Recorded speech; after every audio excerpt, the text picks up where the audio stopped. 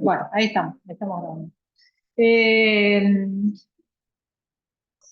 Decía que estos cambios tenían que ver con cambios organizacionales que habían permitido esta creciente implicación de disciplinas y con cambios en la cultura material, con digamos, el uso de instrumentos que muchas veces se habían utilizado originalmente en la industria y con la industrialización de esos instrumentos, ¿no? Y con la capacidad de tener instrumentos de mayor alcance de entidades para observar, para estudiar entidades muy pequeñas.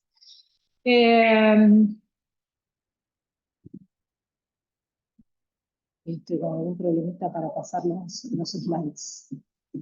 ¿Qué es lo que está pasando? ¿Es que la presentación por ahí? Sí, lo que pasa... no encontraba el cursor, ¿verdad? A ver. A ver. Voy para atrás. ¿Necesita funcionar? Ahí está. Bueno, entonces yo decía que probablemente quien tuvo mayor visión de cómo hacer esto, pero además que seguramente tendría sus vínculos con Estados Unidos por haber hecho su formación en Estados Unidos, era Rolando García, ¿no? Que representa un poco, que conocía el modelo de universidades estadounidenses y que además conocía los caminos por los que había ido discurriendo la ciencia. Y varios documentos de la Fundación Ford, bueno, dale, lo muestran como alguien que tuvo esa capacidad. Recién hablábamos del liderazgo que tenía Rolando García en organizar estos nuevos campos, ¿no? Hay una de las figuras de la Fundación Ford que dice: el doctor García, un político consumado, fue capaz de obtener la mayor tajada del presupuesto anual de la universidad para su facultad. Fue igualmente apto para asegurarse fondos y becas del Consejo Nacional de Investigaciones Científicas y Técnicas de la Argentina.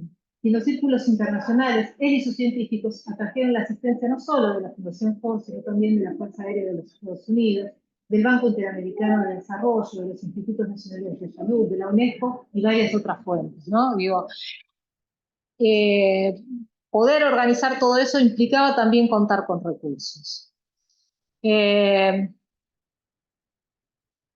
Y por eso, digo, otra forma de entender cuál fue la lógica de las políticas, yo les había dicho, bueno, una forma de acceder es viendo, bueno, cómo el CONICET distribuye esos recursos, y uno podría decir, bueno, ahí hay una lógica liberal. Ahora, cuando uno mira cómo se organizan determinadas disciplinas en el cruce, ¿no?, entre las políticas de la universidad, del CONICET, los organismos internacionales, las fundaciones, uno ve un poco cuál es ese desafío, ¿no?, de la organización sociocognitiva de un campo, ¿no?, de cómo se definen esas agendas.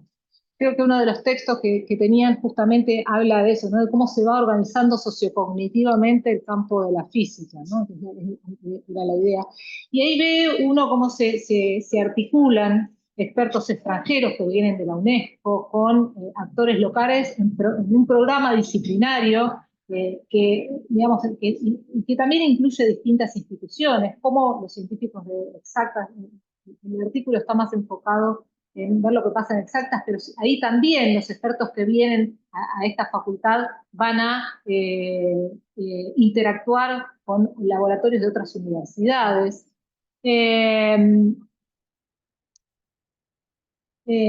¿Cómo intervienen las fundaciones, estas fundaciones, en la construcción de una infraestructura para investigación? Por ejemplo, la biblioteca, que hoy, bueno, ya no sé si se sigue usando tanto como en aquellos años, pero era el único modo de acceder a la producción académica internacional, la compra de equipamiento científico, el envío de becarios al exterior dentro de programas específicos, de una agenda ya preestablecida, que no era lo mismo que enviar, digamos, que cada uno se fuera afuera a hacer nada, porque se consiguió una beca, sino que muchos becarios se enviaban en el marco de programas preestablecidos, y que hay una idea de construir una agenda de investigación con algunos criterios en particular. Uno tiene que ver con aquello en lo que sí tenemos capacidades en el mainstream. Un poco dentro de esa línea estaba las investigaciones de lo que en ese momento era, creo que era el Instituto de Radioastronomía o de rayos cósmicos. Otras líneas de investigación que tienen que ver más bien con con técnicas que pueden utilizarse en distintas disciplinas y que pueden realizarse con instrumental de costo más o menos accesible, que no son, por ejemplo, no sé, un acelerador de partículas, ¿no? Y otras líneas de investigación que tienen que ver con la aplicación del conocimiento en la industria. Hay una línea que se financia que tiene que ver con investigación sobre semiconductores, que sigue un poco esa lógica, ¿no? Bueno, es un poco el constreñimiento de países como la Argentina, donde no pueden pensarse, eh, eh, digamos, de cualquier modo, sino que tenemos que pensar, bueno, ¿cuál es el costo de la investigación? Vos seguís, ¿eh? Sí. ¿Cuál es Hay el...? alguien en espera. Sí, sí. Ah, no vi. Perdón. ¿Cuál es el costo cuál es el costo del instrumental? Digamos, ¿dónde tenemos capacidades para hacer aportes significativos? Y, por supuesto, también digo, hay distintas lógicas que intervienen y hay una lógica programática, ¿no? De pensar, bueno, cómo organizamos esta disciplina y qué líneas debemos desarrollar. Así que cuando uno mira a través de una disciplina, hay otra lógica también. Y probablemente eso se deba a que uno no puede pensar las políticas. A ver, el escenario local sobre el que operan esas políticas no es un escenario como el de hoy, donde el CONICET tiene ¿cuántos investigadores? ¿11.000? Bueno, piensen que lo que nosotros hoy llamamos la comunidad científica, en ese entonces era algo mucho más chico. Y probablemente estas lógicas programáticas siguieran carriles mucho menos formales, ¿no? De organización. Entonces, bueno, si es liberal o no depende un poco de en qué nivel de análisis uno se sitúa, ¿no?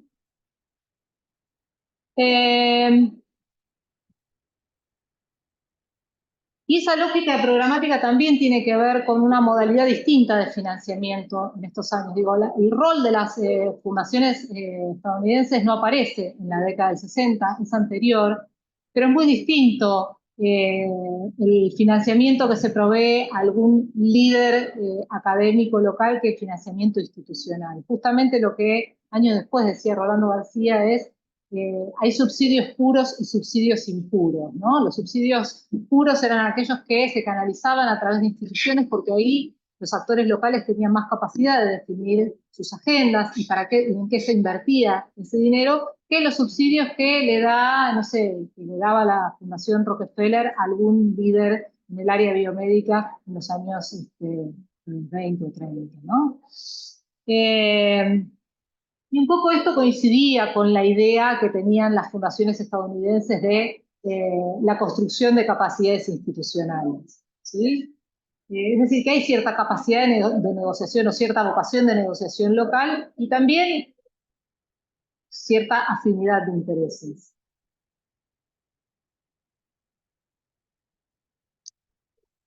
La otra pregunta es, bueno, ¿hay un modelo lineal? ¿Está esta idea de que es necesario fomentar, esta idea en el sentido más naif, de fomentar la investigación básica porque eso va a generar derrames automáticos y qué sé yo? Posiblemente. Ahora, cuando uno mira, encuentra indicios de que este énfasis en la investigación básica aparece tanto en uno como en otro sector. Le estoy enseñando a hablar al Martín.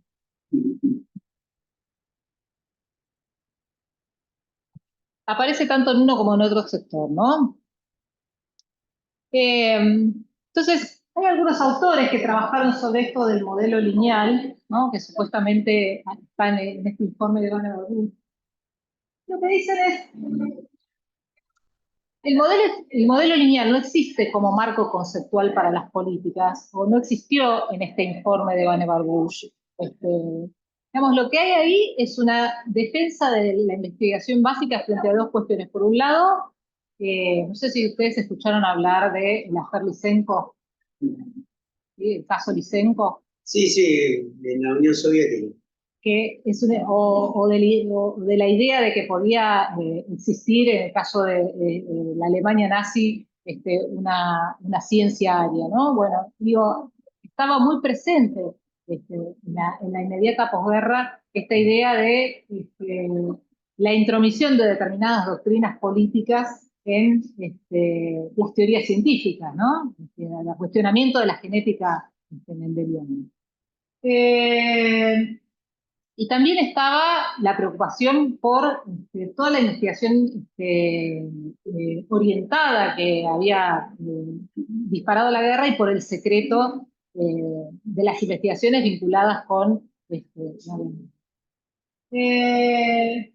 Entonces lo que hay en ese informe, dice un autor que es David, es una exaltación de la investigación básica en un contexto en el que básicamente hay financiamiento para investigación aplicada, ¿no? En Estados Unidos, ¿no? Entonces, la idea de la National Science Foundation es un poco contrarrestar, y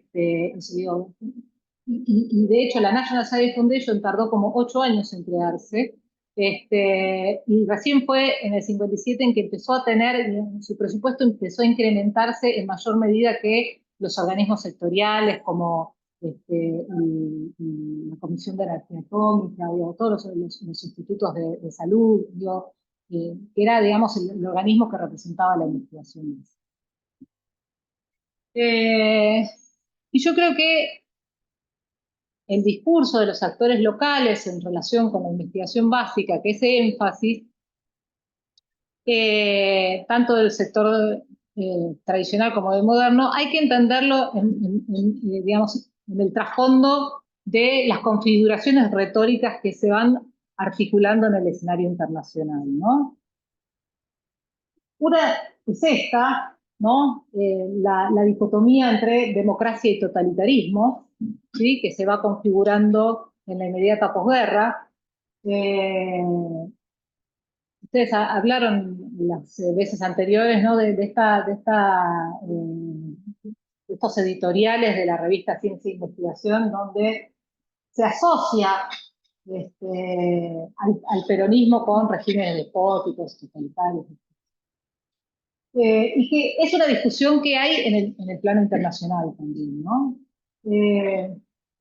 Habrán hablado también de esta cuestión, entonces lo paso, mira, podemos ir más rápido. Digo, y hay un artículo de Usai que muestra un poco esto y que muestra esta articulación entre ciencia y democracia en dos sentidos. Ahora les leo este fragmento que a mí me gusta mucho. Hay una articulación entre ciencia y democracia que no es propia del ámbito local, sino que tiene que ver con la Guerra Fría a escala global, ¿no? La relación entre ciencia y democracia se piensa, por un lado, porque lo que se dice es que la ciencia solo puede prosperar en un contexto democrático y porque además la práctica científica puede ser un modelo de democracia, ¿no? Digamos, el propio funcionamiento de la comunidad científica. ¿Ustedes escucharon hablar de Robert Merton? ¿Sí? ¿Hablaron? No lo hablaron acá. Bueno, Robert Merton escribió un artículo en los años 40 que justamente creo que se llama Ciencia y Democracia, ¿no? Sí. Bueno, y habla de las normas que rigen a la comunidad académica, ¿no? El modelo mertoniano. El modelo mertoniano, ¿no? El escepticismo organizado, eso que todo, digamos, la tolerancia a la crítica, de que todo tiene que ser discutido, el desinterés, que tiene que ver con que el único interés de la comunidad científica es producir conocimiento certificado, y no hay ningún otro interés que pueda prevalecer sobre eso, ¿no es cierto? La cuestión de la objetividad, digo, todo eso funciona como un modelo, puede funcionar como un modelo democrático, ¿no? Que el funcionamiento de la comunidad científica puede funcionar como un modelo democrático. Entonces, en el año 54, un artículo, creo que es un discurso que él da en la Universidad de Columbia, no sé si en el 53 o en el 54, dice: hay dos grandes tendencias extremas, en la apreciación del papel social de la ciencia y entre ellas existen varias posiciones intermedias. Para algunos el papel de la ciencia es adquirir nuevos conocimientos y hallar la verdad, elevando el espíritu humano. Según otros, la ciencia es un esfuerzo para satisfacer las necesidades materiales y los deseos de la vida corriente. En su forma extrema, esta última posición lleva a considerar que a los hombres de ciencia no puede dárseles libertad de elegir el objeto de sus investigaciones. Estas deben ser dirigidas y planificadas. Así Vavilov ha dicho que los días de la llamada ciencia pura han terminado para siempre en el país de los soviets, expresión que ha sido imitada por algunos gobernantes sudamericanos. Un concepto diametralmente opuesto es el de los países democráticos. En ellos, la ciencia es la búsqueda del conocimiento y la verdad, respetando la originalidad y personalidad individual, con libertad de investigación, expresión y crítica. La ciencia es considerada como un valor independiente de gran importancia en los planos intelectual y moral. Digo, esto tiene que ver con un clima de época, ¿no? Con un clima no simplemente una reivindicación corporativa de la libertad de investigación, sino que hay una discusión que es más general. Y una segunda configuración que explica un poco este énfasis en la investigación básica y que tiene que ver con un clivaje de la Guerra Fría a nivel regional, ¿no? Y con la disyuntiva o el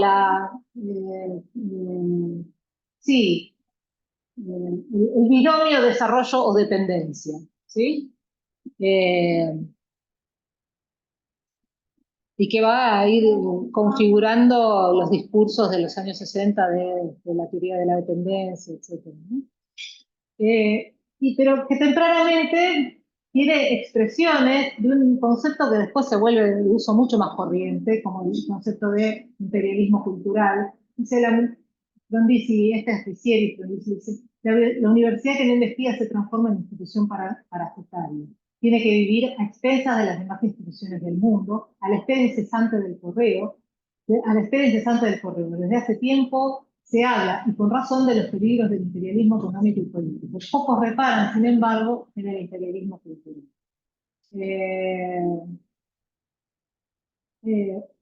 Y García decía, la independencia política de los países subdesarrollados, si no va acompañada de su independencia cultural, y particularmente científica, es solo una ficción. Y a mí me parece que esto tiene que ver con pensar la investigación básica como una forma de independencia cultural, cuya contracara no es la investigación aplicada, sino la aplicación de la ciencia que se produce en otros lados. Si nosotros no logramos tener nuestra propia investigación básica, digo, y cuando uno dice el modelo lineal, uno tiene que entender quizás los discursos en un contexto específico, ¿no? Y en su época. Digo, y de hecho, es algo que aparece, que parece que era como una cuestión, motivo de discusión, y que se conversaba con algunos de los consultores de la Fundación Ford que venían acá a ver cómo, digamos, qué financiaban, qué no financiaban, cómo iban los desarrollos de aquellos laboratorios que estaban financiando, etc., ¿no?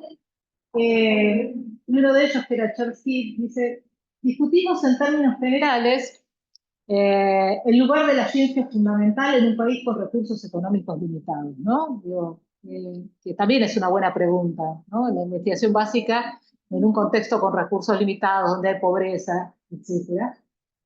Desde el punto de vista, la ciencia fundamental es un lujo y un commodity fácilmente exportable.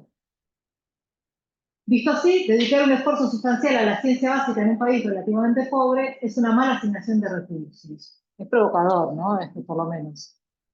La ciencia básica puede ser importada y el limitado número de recursos humanos altamente calificados puede ser utilizado más productivamente en campos aplicados relevantes para el desarrollo industrial y económico en general. Podría ser. Hay, sin embargo, otro lado de la historia. La investigación fundamental, en el campo que sea, es parte del aparato intelectual de cualquier país que aspira a comprender y ser parte del siglo XX en términos occidentales. El argumento de que los países desarrollados deben estar confinados a los campos aplicados es, en palabras del rector Frondizi, un modo de colonialismo intelectual. Se espera que los países coloniales apliquen los resultados de la ciencia del mismo modo en que aplican los conceptos de la ingeniería al desarrollo del país, en lugar de desarrollar intelectos independientes que trabajen en la ciencia de frontera. Bueno, digo, un poco esta es la idea ¿no? de por qué, por distintos motivos, pero ¿por qué es importante tener investigación básica, ¿no? Como decirle que chicos, yo te compré los lápices para que vos dibujes cabezas de caballo, no para que las fallas. Yo discrepo fuertemente de esa visión. Pero me explico. Te explicas muy bien. Yo no entendí, a ver. La discrepancia. Podemos, si querés, hablar después, ¿no? Por la consigna que se nos pueda. Igual ya estaba terminando. Acá discrepan, así que después, sí.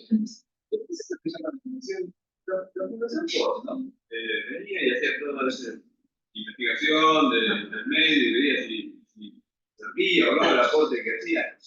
Concretamente, desde el lado de la fundación Ford, son filántropos, o sea. ¿Pero qué había explícito? ¿Encontraste algo explícito, digamos, alguna contraparte explícita de lo que están esperando? ¿O evaluaban solamente que no estéis, que rindieran en ese sentido? ¿En qué sentido? Ahora vamos a ver, porque ya me falta muy poquito, cierro esto y voy a eso. Con lo cual, este es el último slide, les prometo. Uno ve, ¿no? Que, digamos, si uno mira digamos, la evolución temporal, ¿no? Y esto que yo empecé contándole, un poco este trabajo que habla de cómo los distintos periodos de la política científica tienen que ver con la aparición o la emergencia de nuevas culturas en relación o nuevas culturas o culturas que ya existen pero que se hacen más fuertes en determinados periodos. Hay otro autor que habla de los consejos de investigaciones como organismos a mitad de camino entre una burocracia gubernamental y un parlamento de científicos, ¿no? Y si uno mira históricamente, lo que tenemos por lo menos hasta el 66 es algo más parecido, ¿no? Durante el gobierno de Perón a una burocracia gubernamental, con una planificación, con grandes proyectos tecnológicos, ¿no? El sector aeronáutico, el sector nuclear. La idea de que eso se financia con contratos de investigación y subsidios en bloques, que era algo muy propio de la Segunda Guerra Mundial. Buena parte de la investigación durante la Segunda Guerra Mundial en Estados Unidos se había financiado así. Y después algo más parecido a un parlamento de científicos, donde aparece algo nuevo, ¿no? Que son los fondos concursables, que también están asociados con cierta dinámica democrática en el funcionamiento de la ciencia. Aparece esta cuestión de la evaluación por pares, la importancia de la formación de recursos humanos. Y uno tiene ese vaivén, ¿no? Entre estos modelos, ¿no? También tiene esta tensión entre un sector más moderno y un sector más tradicional en el periodo de los famosos años dorados, que son un poco ecos de una tensión de posguerra, digo yo, ¿no? Si uno ve lo que tardó en crearse la National Science Foundation, después de que buena parte de la investigación en Estados Unidos era investigación con fines muy específicos. Uno ve la historia de organismos equivalentes en otros países, como el CNRS o el CSIC en España. Uno ve que surgen como organismos que intentan tener un rol en la política, en tener objetivos y prioridades muy claras, que no logran cuadrar bien y que después con los años se van creando instituciones que logran hacer esas políticas, ¿no? Como si hubiera ahí, creo yo, un proceso de aprendizaje, ¿no? Y una tensión en la posguerra sobre, bueno, esto que yo les decía, ¿no? ¿Cuánta autonomía puede reclamar la comunidad científica después de haber participado de proyectos de investigación con fines bélicos, de participar de proyectos en los que intervienen empresas y donde la libre publicación de los resultados no es muy libre? Y desde el punto de vista del Estado, una vez que el Estado incrementa cada vez más su financiamiento de la investigación, digamos, ¿cuánto le puede pedir a los investigadores respecto de aquello que pueden hacer, ¿no? Esta tensión es una tensión que aparece en la posguerra, es una tensión entre lo que yo llamo la cultura académica y la cultura burocrática, o entre la política a través de la ciencia y la política para la ciencia, ¿no? Bueno, digo, para entender que es algo que se está discutiendo en estos años. Por supuesto, hay países en donde, digo, acá yo lo que veo surgir es una preocupación por los resultados. Bueno, está bien, y todo esto, y después hasta dónde llegamos, ¿no? Pero bueno, yo lo que puedo pensar ahora es cómo en este momento histórico se están pensando las políticas, digamos, cuál es la lógica con la que están pensando, y bueno, tratar de generar alguna discusión que ya veo que se fue generando, qué es lo que despierta en relación con la Argentina de hoy. Creo que ya está, sí, bien.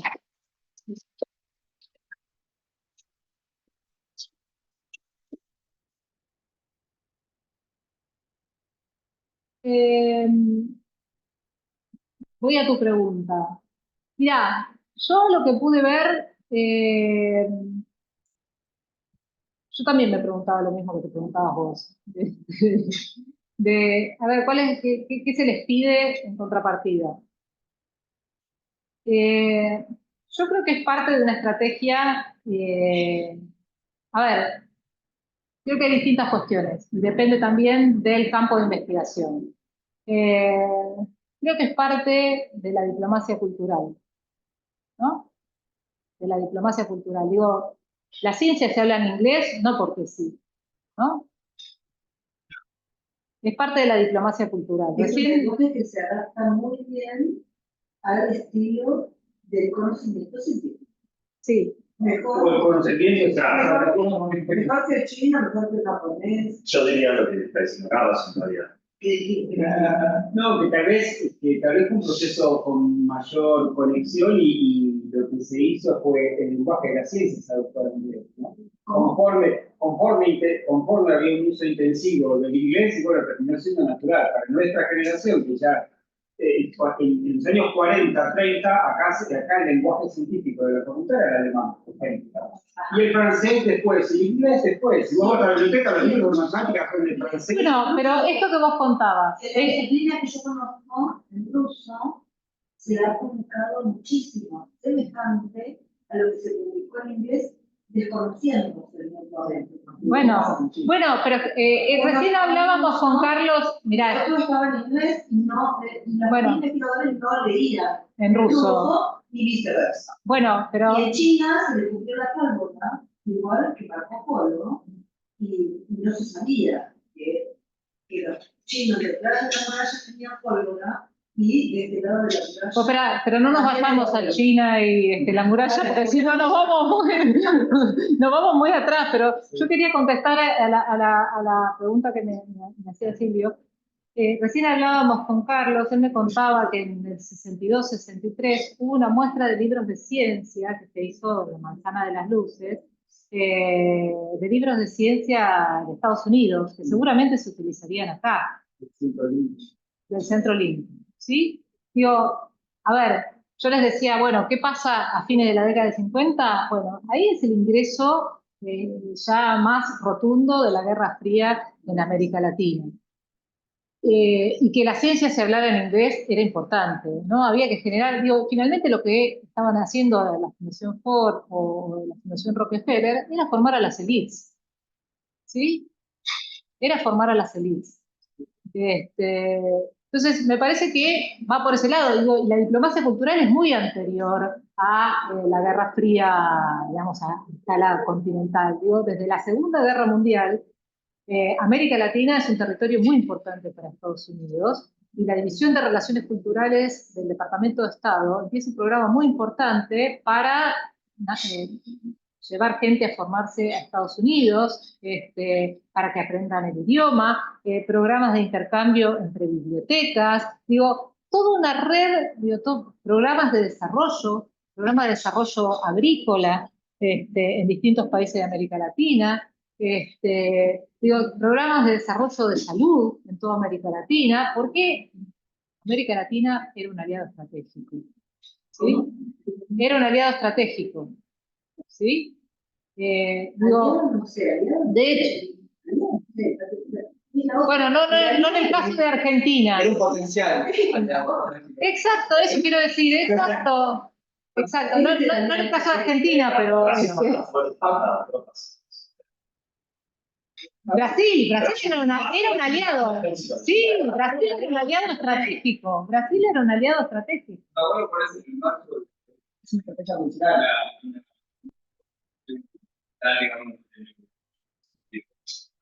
No sé. En el sentido de entablar colaboraciones, entablar un montón de... Y de generar en las élites una actitud favorable hacia los Estados Unidos.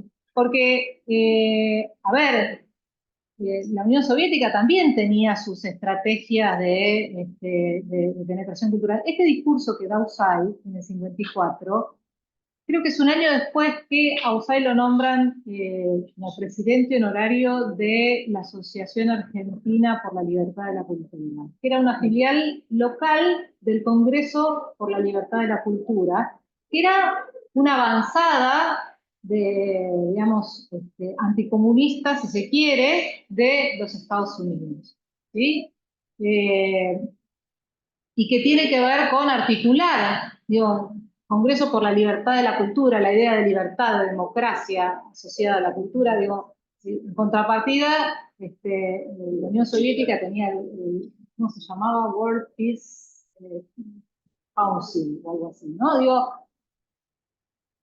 hay que pensarlo en ese contexto.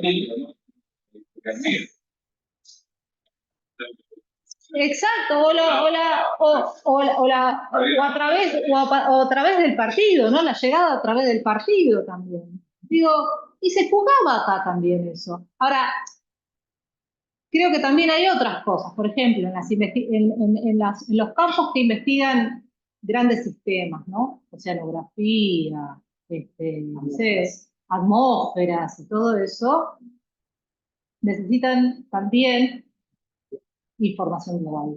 Entonces tenés, digamos, laboratorios localizados en lugares en donde es relevante, digo, sí, sí. Entonces tenés, laboratorios localizados en un lugar donde necesitas recopilar información.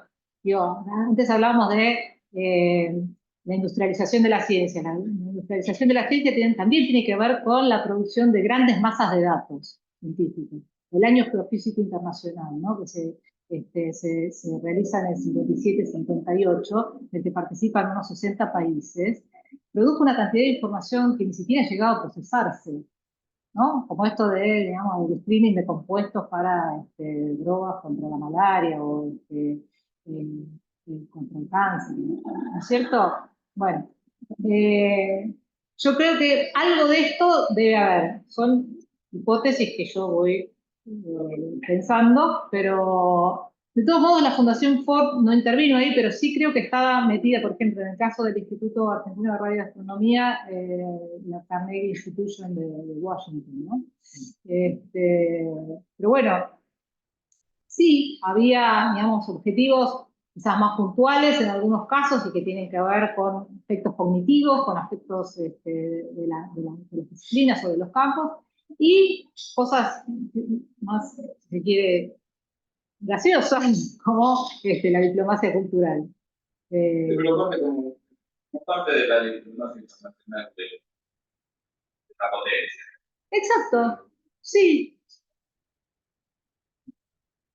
En el caso de la década del 30-40, con los Estados Unidos, cuando había una crítica de la cantidad, de que había una tradición muy fuerte de la ciencia argentina en algunas áreas con Alemania. Esta cuestión de que los textos en Alemania y en física y matemáticas. ¿No? Y piensa en los físicos que provenían de Alemania, ¿no? Claro. Y esto es un estudio que hizo Eduardo Ortiz, un matemático que hace historia de exposición, simplemente, pero... Sí, no, exposición hace un par de años. Salió en The Guardian, digamos, una nota sobre el peso del equipo que tenía, ¿no? Que tenía Eduardo Ortiz, un argentino, un matemático que después se dedicó a la historia de la matemática. Sí. Y él descubrió, yo lo comenté el año pasado, descubría directamente con archivos reservados norteamericanos de todas las visitas que empiezan a ser grandísimos matemáticos como Birkhoff, McLean, Marshall, bueno, no me acuerdo el apellido, todos ellos venían directamente por la Oficina de Relaciones Exteriores, digamos, norteamericana. ¿Eso en los años 40? En los años 40. Sí, claro. Y reportaban y estaban las En la cartas. política de buena vecindad, Claro, ¿no? la cuestión era detectar jóvenes, llevarlos, se los llevaron a Villacota y hacían informes. Y los informes son tan minuciosos que, por ejemplo, dicen, fulano tal tiene simpatías nazis. Ese es el informe, no era matemático, Bueno, sino el sí. político. Claro. Era la preocupación era de ellos. Sí, había, por supuesto, por supuesto. Y además te permite encontrar, ¿no? El hecho de no estar financiando a través de fundaciones o lo que sea, también te permite un proceso de información, porque no nos olvidemos que cuando fue lo del anuncio de la fusión en frío que hizo Perón, etc. Después se terminó quedando a farsa, bueno, pero en el momento hizo todo un revuelo. Me imagino que se te escape la tortuga en alguna de estas cosas, Sí. Creo que estas cosas mantener esos contactos. Y además hay algo que yo me pregunto y que tiene que ver con la industria del instrumental, ¿no? La industria del instrumental o de los ratones, o de lo que fuera, ¿no? Digo, ¿cuánto interés tenían cuán grandes eran estas empresas? Yo no lo sé, pero yo vi, por ejemplo... La compañía Zeiss fue una empresa alemana muy importante y cuando estuvo dividida en Alemania. Claro, Carl Zeiss. Leica era la marca de Alemania comunista y Zeiss era la marca de la otra Alemania. En Alemania Oriental existía la Carl Zeiss de Jena. Ese estaba propiamente en Alemania. El origen estaba en Alemania. Bueno, bueno, sí, digo, todo parece instrumental que conviene usar lo que conviene comprar.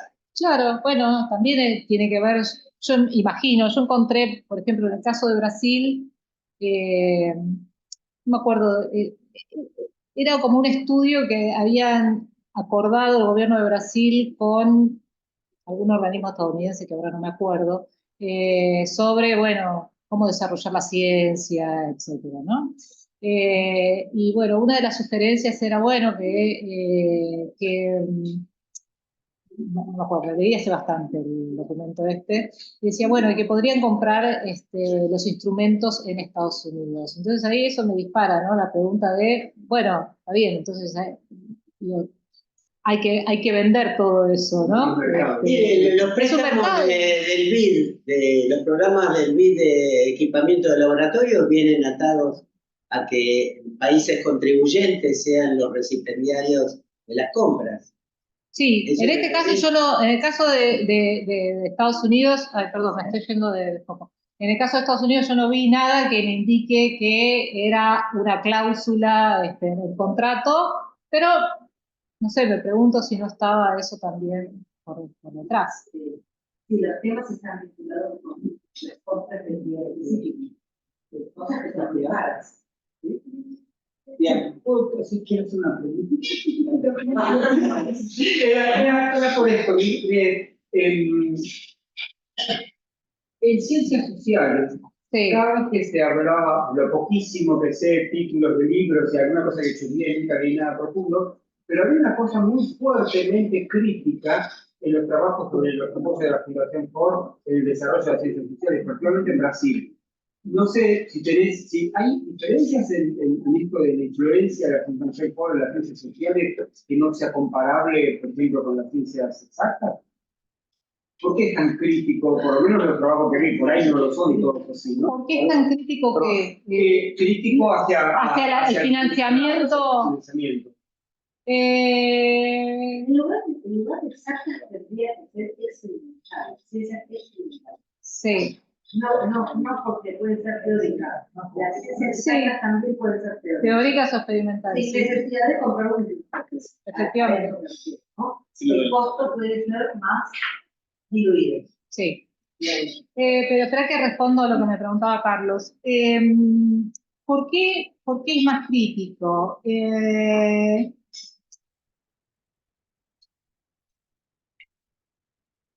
Supongo que porque es más transparente. A ver, estoy tratando de pensar una respuesta, no lo sé.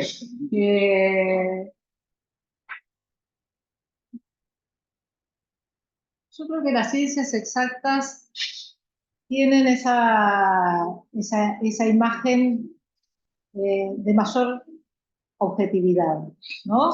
Es que el fin del electrón no depende del partido.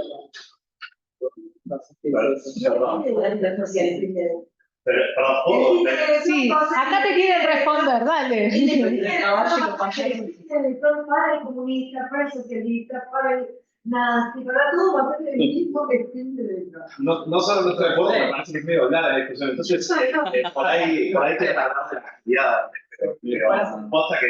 Claro, está bueno. Pasó que agarra eso vos dijiste, lo agarra y lo discute. Claro, lo ve como azul.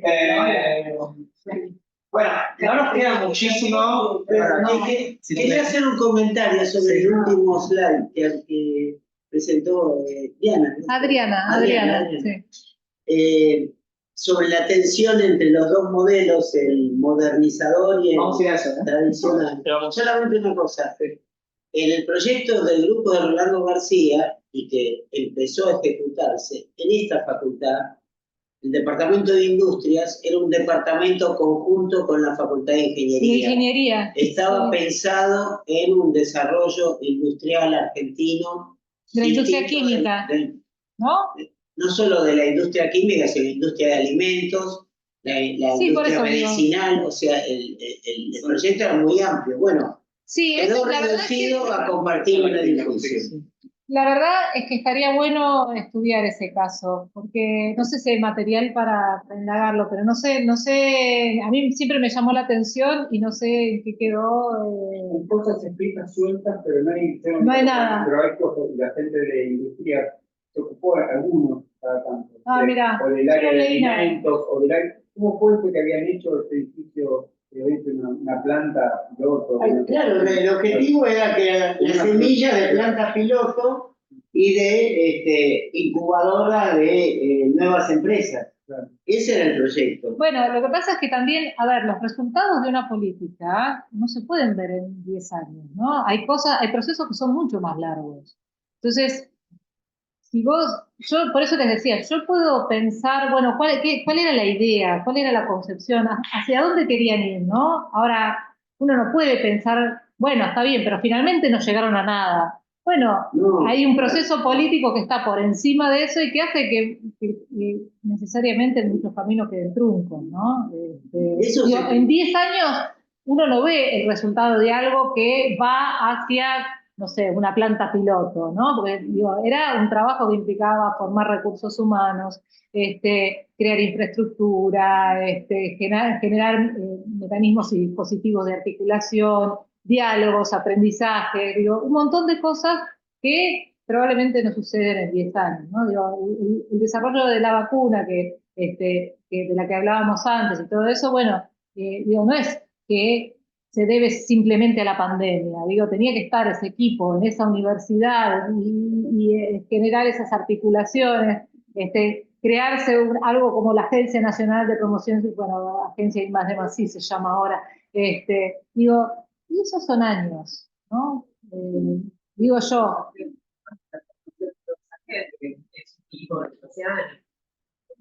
Sí. Eso tuvo dos periodos de truncamiento, el 66 y el 76. En dos partes, pero en el... Bueno, y las crisis económicas.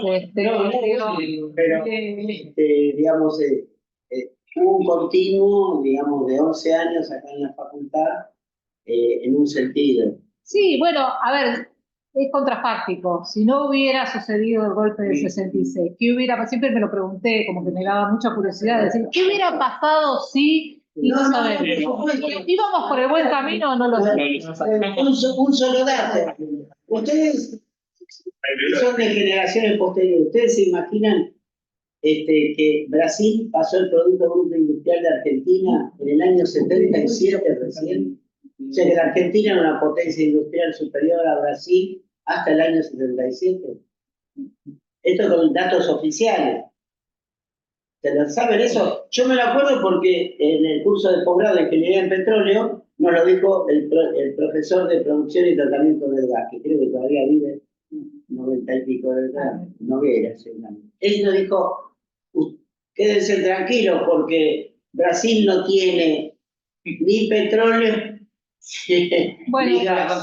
después lo encontraron. Voy a ponerme, como me toca habitualmente, me voy a poner el dictador del tiempo.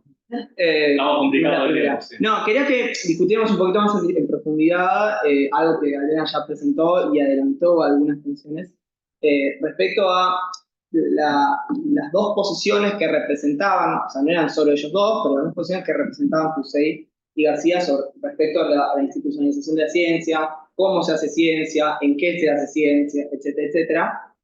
Para eso les trajimos una guía de algunas cosas para poder mirar y una selección de pequeños fragmentos de textos. Uno es uno que ya nombramos varias veces, de La nuca de Fusey, de Serigido, son algunos parrafitos extraídos de ese capítulo.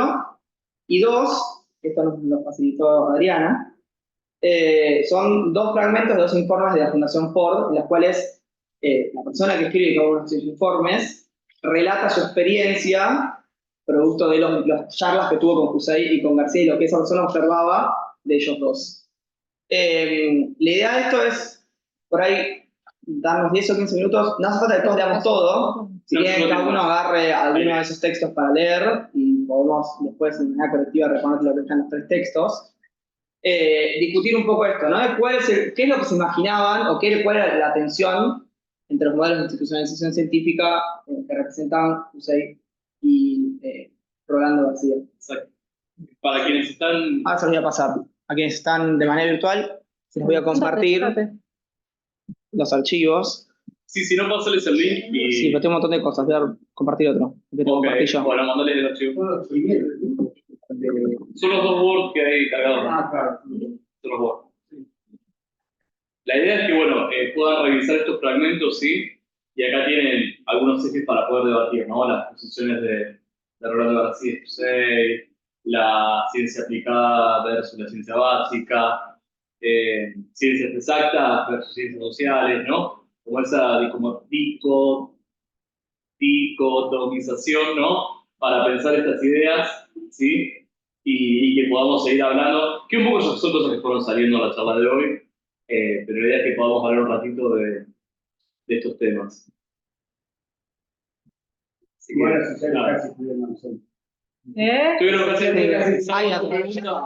Sí. ¿Salvo tu pregunta? Sí. No. Está en este nuestro texto. Está en uno de estos Una textos. charla aparte para la próxima edición Sí. del curso. Además, Es muy claro que los textos, como que la tenían clarísima, los puntos tales de existencia, que de intención no puse a leer nunca, pero libros y mucha preocupación por eso y con el notorio ya en el espacio. hay dos cosas, ¿no? La década del 60 es la etapa de institucionalización de las ciencias sociales en Argentina y en América Latina con fuerza, sobre todo La sociología. la muy sociología, fuerte, ¿no? Bueno, y la recontra politización de la sociología en la década del 60, ¿no? ¿Tiene Bueno. institución central? Bueno, Que nacen en esta época. Claro, una la discusión. discusión, si se incluía, Sí, se incluía está las discutido en ciencias algún- sociales. De hecho, Sí, sí. si mal no recuerdo, el primer representante de las ciencias sociales o de las humanas en el CONICET, no sé si no fue Rolando García o de quién era. No, pero sí hubo como cierta resistencia a incorporar las ciencias. Sí, Brasil también es esa discusión. Sí. Y había sí, en el tipo 57, 58, había líderes, digamos así, en las ciencias sociales, referentes. Germani. Pero esa generación, Germani lo había jubilado. Claro, en la década del 60, donde surgen estos sociólogos intelectuales comprometidos políticamente, la gente de la nacional. Germani seguía. No, seguía, obvio que seguía, pero en la carrera.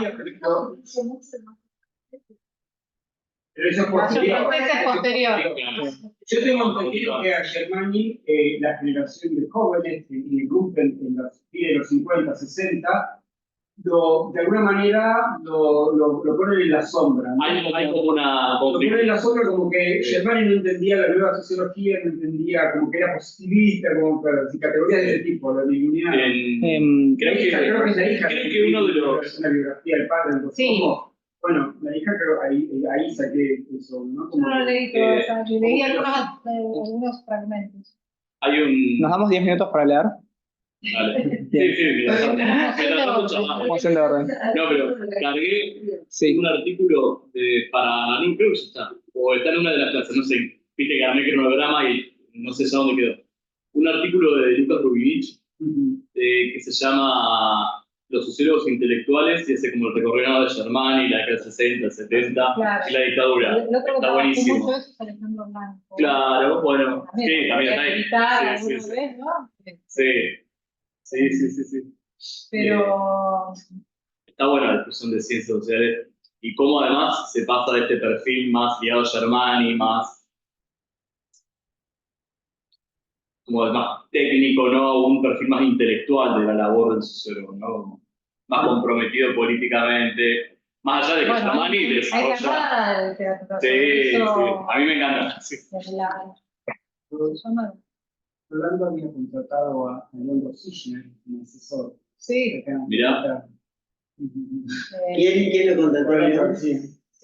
Rolando García. Rolando García. Rolando García. Y que eran de edad parecida, sí, en ese momento. Pues sí, por un poco más joven. Y en un momento, Rolando le faltaba una secretaria y demás, se necesitaba una secretaria, entonces puso a su becaria, ¿no? Que era Silvia primero. Mirá. Mirá. Qué gran dato ese, mirá, ¿no?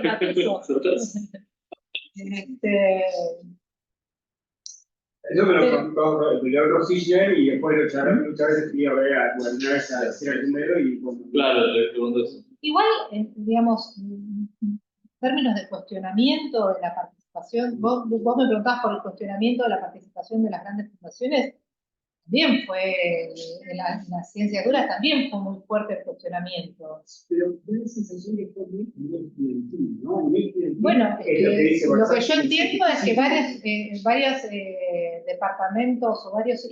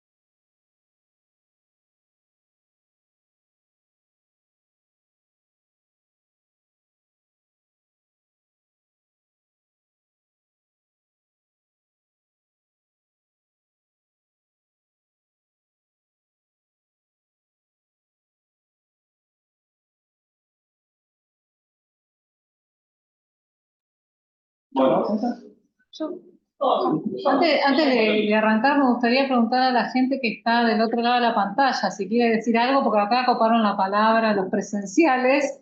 por ahí pueden arrancar ellos. O, no sé, quería saber si, bueno, si quieren comentar algo, si... Más que ahora con el- Bueno, es que es más fácil, estando presencial es más fácil, pero bueno. Nada. Un recorte de federalización está puesto en los puntos. No. Ah, Había un texto y lo sacamos para que no fuera mucho, así que ese tema no está tocado en los textos. Bueno.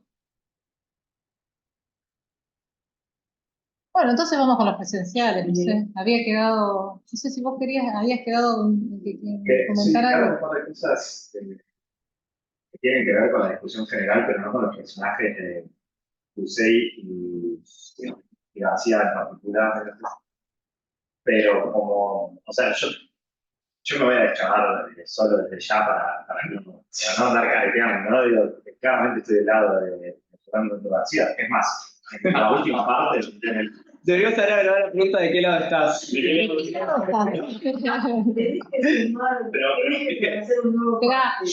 yo leo. Perdón, ¿te escucha ya? ¿Te escucha? Sí. Y estaría, pero Más o menos, muy perdido. Mucho ruido dicen que te escucha. A ver, hablemos de a uno a ver si pueden escuchar mejor. A ver, o acérquense. No sé. Acérquense para hablar. En el último párrafo Sí, de la parte en castellano, que es escrito por Serigido, sí. que habla sobre la compra de la Mercury, lo único que puede pensar durante todo el párrafo es cómo se puede ser tan reaccionario. Me parece que lo que oponerse a la compra de una computadora con el argumento de que existía la grandiosa física antes de que exista la Mercury, me parece totalmente reaccionario. No, eso, me parece que Hussein está directamente mirando afuera del tarro, perdón por mi frase. No, bueno, No. no me habría dado cuenta por eso. Atribuye la pérdida de la Alemania a que se llevaron a los científicos fuera de Alemania, sacaron a los científicos fuera de Alemania. Puse, y después yo el trabajo final lo voy a hacer sobre un libro de Puse. Dice que Alemania pierde la guerra porque emigraron sus científicos académicos. Eso no quiere decir que defienda a la Alemania nazi. Y sí. No. No necesariamente porque ganara Alemania. No lo creo. Su corazoncito estaba que ganara Alemania. Más allá No de eso, creo. si era una nazi, digo, los nazis en algún punto financiaban la ciencia, este tipo. No voy a decir Sí, igual acá estamos hablando de la práctica científica, ¿no?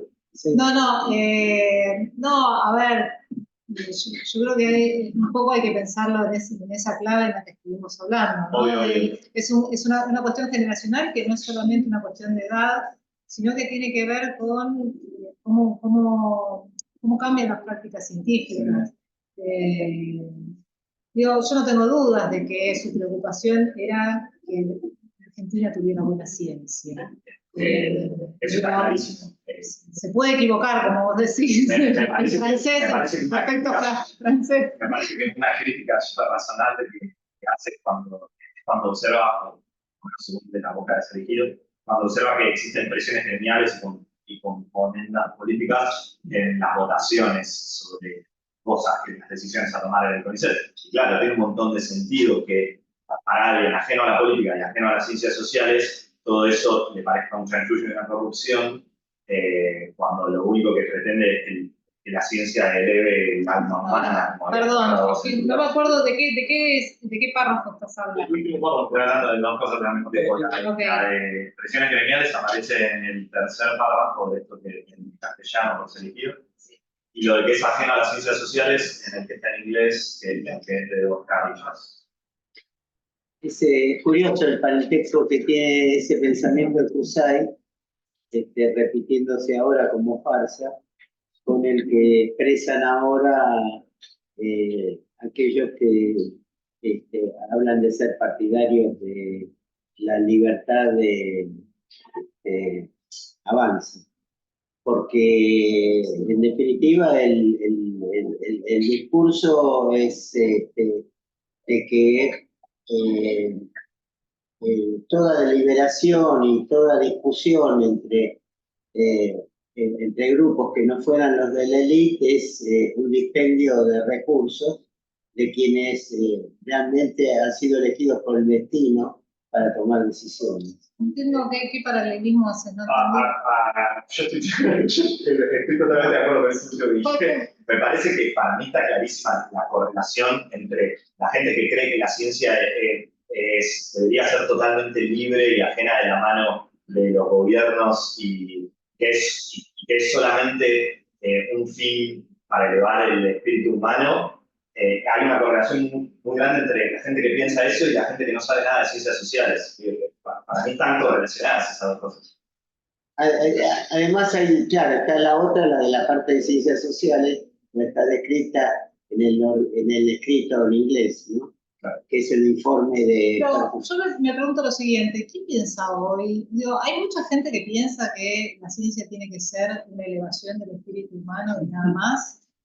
La gente que cree que debería ser decir que nadie, impulsada. Hay mucha gente que no cree en la política científica. Yo creo que hay mucha gente que no cree que la política científica la deba administrar un gobierno, sobre todo un gobierno latinoamericano y pobre. Tal cual. No sé. Me parece que esa gente ganó las últimas elecciones en Argentina, además. No, a ver, espera, estamos hablando de la gente en general. La gente en general, si vos te vas un poquito más lejos de este lugar, no sabe muy bien lo que es la ciencia, ni el CONICET, ni nada de eso. En los últimos años ganó un poco más de visibilidad, pero me parece que no es un tema que la gente le interese mucho. Pero esa es la realidad. con una fórmula, ¿no? Es decir, analizarlas, es decir, para mucha gente CONICET lo reducen burdamente con una investigación sobre, no sé, la sexualidad de Batman, ¿viste? Que es... Bueno, está bien, no, a ver, me parece que digo, no es gente que está pensando si realmente y seriamente si debe haber una política científica. Hablemos sin datos. Sí. El viernes después de la marcha, un periodista científico, Federico Russo, publicó una nota un paper donde se analizaba la percepción que tenía el público en general de la ciencia en Argentina. Sí. Y hay una inmensa mayoría de personas que están fuera de la persona de la calle online, que pusieron ahora, sí, que realmente piensan en la ciencia argentina y no tienen el ruido del famoso actividad sexual de Batman y boludeces por el estilo, sino que contemplan a la ciencia argentina como un arma necesaria para avanzar. O sea, asocian ciencia con desarrollo. Está bien, pero lo que yo quiero decir es que ese digo, tenés eso y tenés la gente que después de esto de Batman, qué sé yo, piensa que bueno, que son todos unos fascinerosos y que es una voz que está muy amplificada. Puede ser. Es algo que circula en las redes que a mí se me escapan, porque confieso que no tengo redes sociales, entonces se me escapa un poco todo lo que sucede en ese mundo, que es como un mundo paralelo, creo yo. Está mal, pero es así.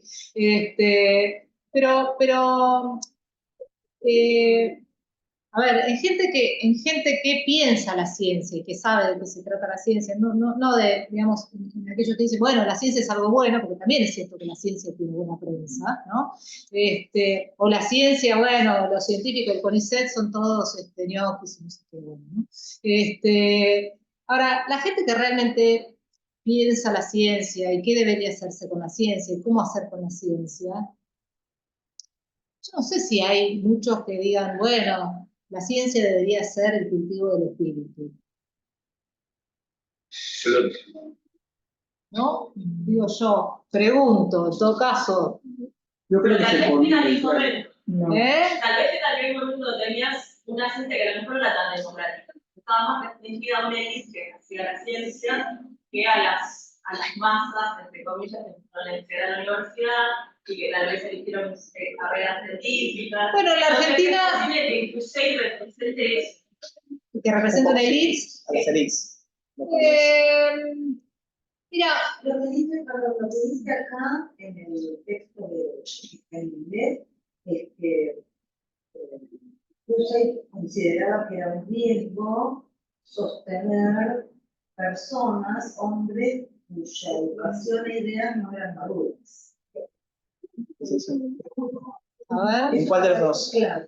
Al final de la... Sí, es en No, está bien. No, lo que dice... Lo que donde dice relata es la que confrontación de ideas con... puesto que la ciencia... No. El científico tiene que ser producto de 12 horas o 24 sobre 24, una lucidez muy grande en cuanto a la formación y a la realización. No. Tiene que dedicarse a su vida entera. En cambio, las ciencias sociales no, son más anticipados. No. Tiene que ver con el nivel de institucionalización que tienen algunos campos o disciplinas. Lo que él está diciendo es las ciencias sociales no tienen el nivel de institucionalización que tienen otros campos científicos y por lo tanto es un poco arriesgado financiar investigación que todavía, bueno, sí, por supuesto, en algún momento hay que empezar, ¿no? No sé, yo tampoco quiero hacer la psicología de usar, ¿no? ¿Qué sé yo? Estamos Avancemos un pensando... poquito en el debate, ¿no? ¿Cómo es la respuesta o qué viene al lado de Rolando García? ¿Qué se responde?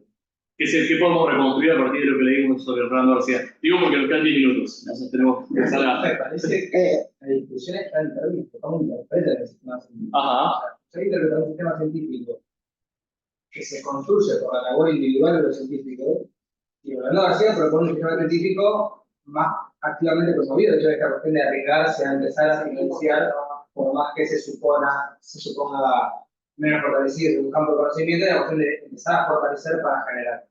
Igual, nada, en esta discusión, traer esa discusión al campo cultural me parece difícil. Re complejo, pero porque Rolando García también tiene una mirada distinta a las políticas científicas Expresadas, que por ahí expresamos acá y en la cual este gobierno no coincide, es distinta a la política de la mirada de la política científica. El mismo Rolando García que plantea también una separación del campo científico, por lo menos al principio.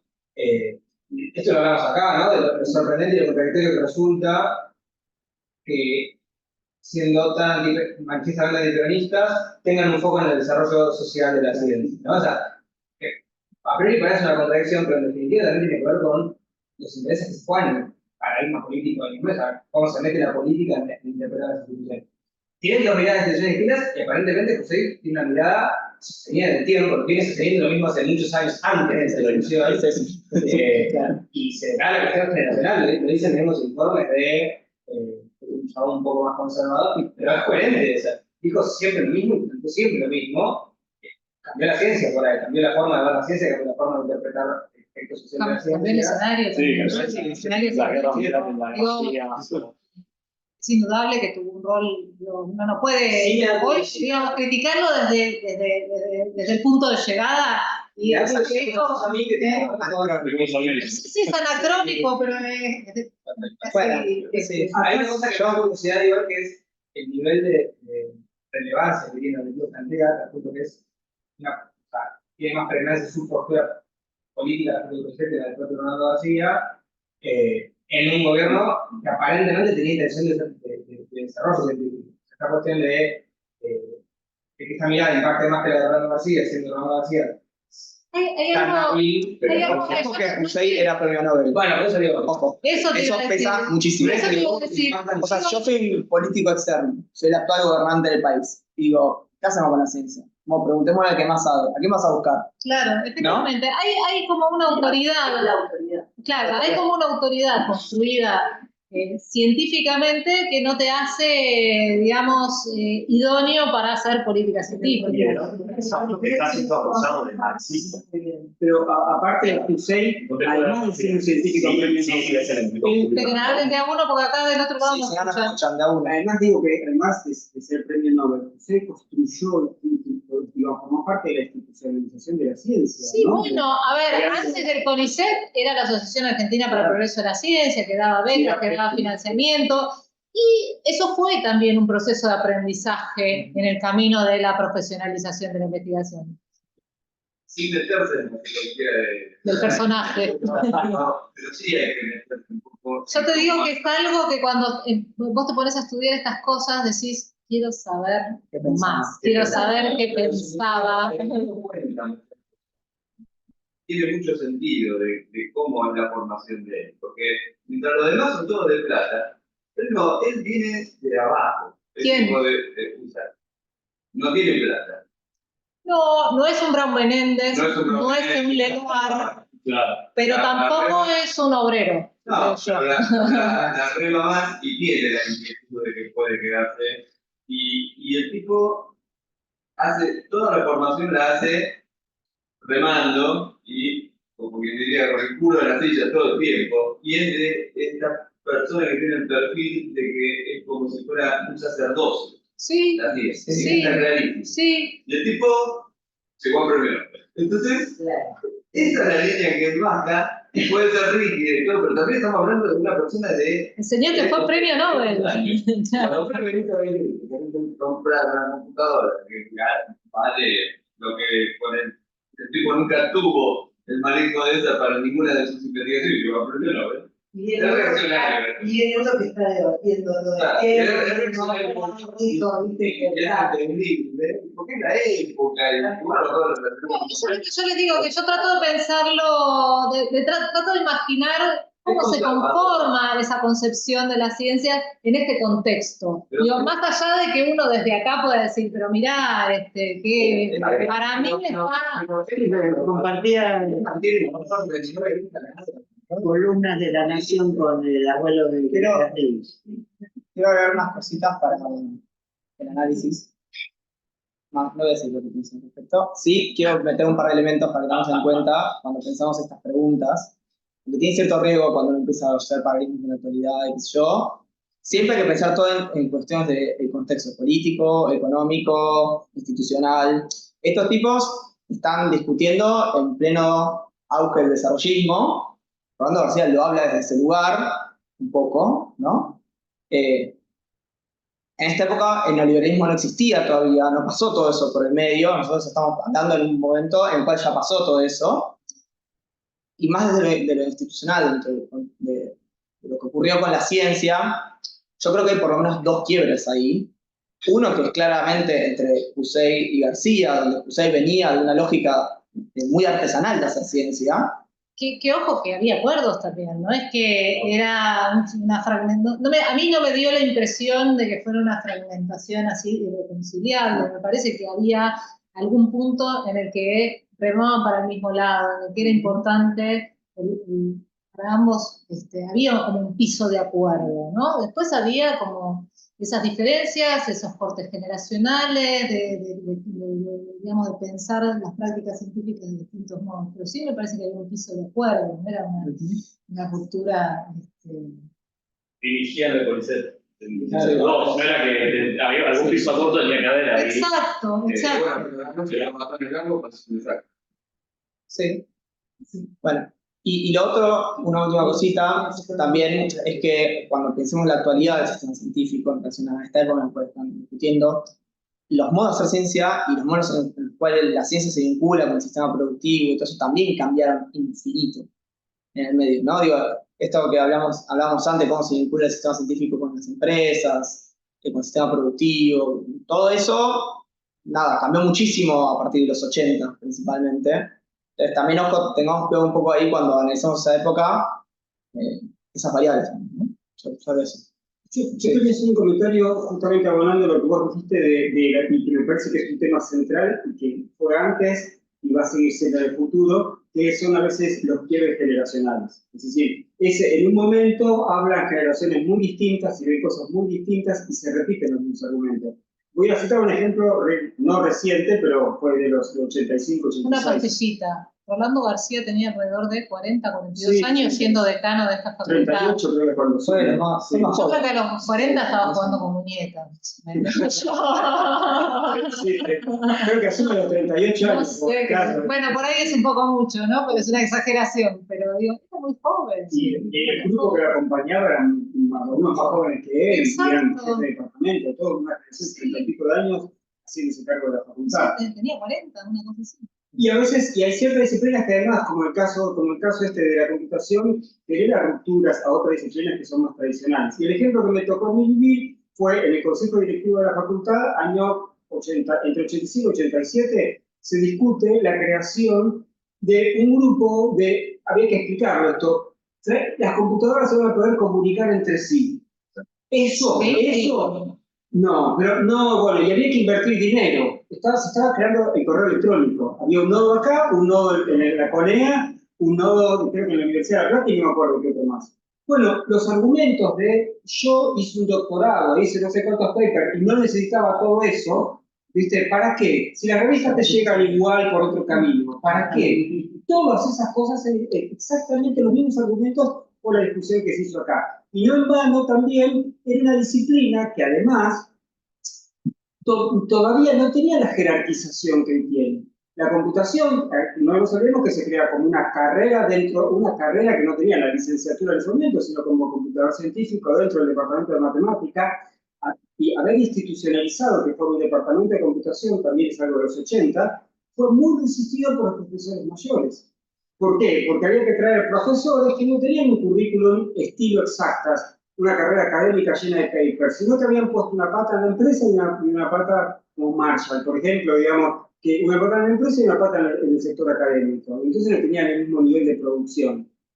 Y todas esas cuestiones se debatieron, eso está en los documentos de la facultad, en el consejo directivo, y los argumentos eran exactamente iguales. Claro. Así que yo creo que estas cosas se van a seguir repitiendo cada vez que haya una erupción de algo tecnológico que va a modificar profundamente el manejo, digamos, el desarrollo de las ciencias. Hasta ahora, justamente en estos dos casos son la computación.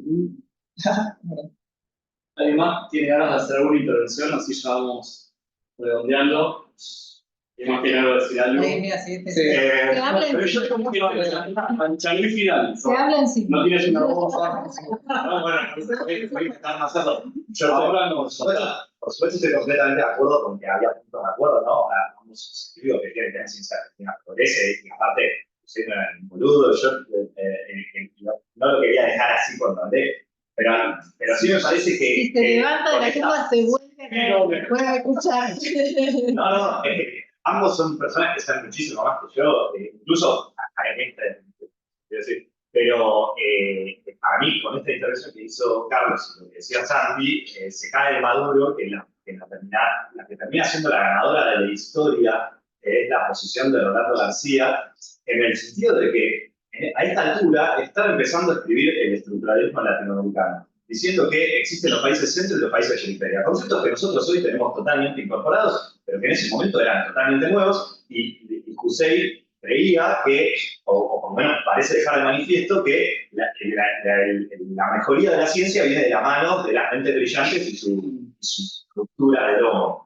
En cambio, Rolando García entendía, evidentemente porque era un poco más joven, porque estaba más metido en las ciencias sociales, que las políticas científicas de los países centro pateaban la escalera y que no podía llegar a ser Inglaterra naciendo con Newton. Tenías que llegar al desarrollo de otra manera y con una centralización del gobierno. No sé si pensaba que venía de la mano de las mentes brillantes, pero sí estaba la idea, había cierta idea de internacionalismo, ¿no? De que la ciencia es universal y de que la comunidad científica es internacional y de que crece justamente en esa especie de red internacional de grandes asociaciones científicas, ¿no? Está como esa idea de yo creo que internacionalista, sí. Y ahí empieza a aparecer esto.